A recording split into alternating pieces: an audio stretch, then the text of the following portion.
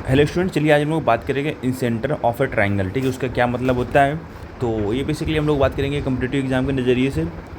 तो ये आपका एसएससी, सीएचएसएल, सीजीएल और सीएचएसएल हो गया। ठीक है, और एसएससी, सीपीओ, एसआई के लिए इम्पोर्टेंट है।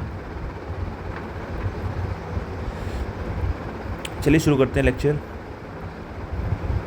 लोग कह रहे हैं कि इन सेंटर क्या होता है। इन सेंटर वो पॉइंट होता है जहाँ पर ये एंगल बाइसेक्टर होते हैं। एंगल बाइसेक्टर में होता है जो समद्विभाजक, ठीक है, कोण का समद्विभाजक, कोण को दो बराबर भागों में बांटते हैं। तो तीनों जो समद्विभाजक होते हैं कोण के, जहाँ पर मिलते हैं उसको बोलते हैं इन सेंटर। ये चीज़ पॉइंट क्लियर है, ठीक है। और इन सेंटर से ये जो डिस्टेंस होती है, लंबवत दूरी, ये बराबर होती है, ठीक है। अब देखो रहा, हमें पूछा जाएगा, कभी हमें प्रश्न ये दिया जाता है कि ये एंगल हमें पूछा जाएगा, ठीक है, ये एंगल हमें दे दिया जाएगा, ये एंगल पूछा जाएगा। तो ये वाला एंगल होता है 90 प्लस इसके आधे बराबर होता है, 90 प्लस b/2 या θ/2 भी लिख सकते हैं, ठीक है। अब देखो एक प्रॉपर्टी इसमें ये भी होती है, क्योंकि चूंकि ये एंगल बाइसेक्टर है तो इसलिए ये वाली साइड का रेशियो इस साइड के रेशियो के और इस साइड के रेशियो के इक्वल होता है, ठीक है। तो कहने का मतलब है AB अपॉन BC जो इक्वल होगा वो AD रेशियो DC के इक्वल होगा, ठीक है। इसमें जो थर्ड पॉइंट आता है हमारा,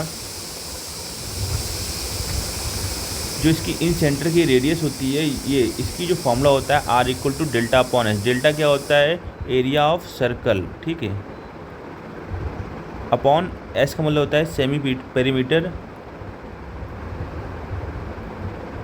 ऑफ ट्राइंगल, मतलब त्रिभुज का क्षेत्रफल बटे अर्ध परिमाप।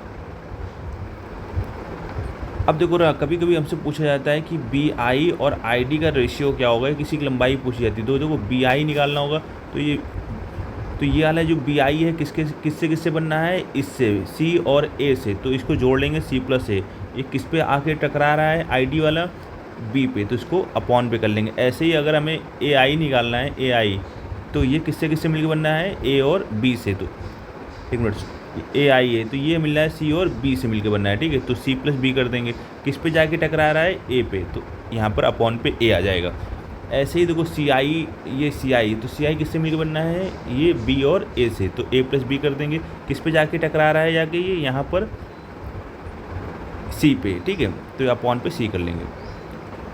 अब देखो एक इम्पॉर्टेंट पॉइंट इसमें ये भी आता है कि लेंथ ऑफ एंगल बाइसेक्टर।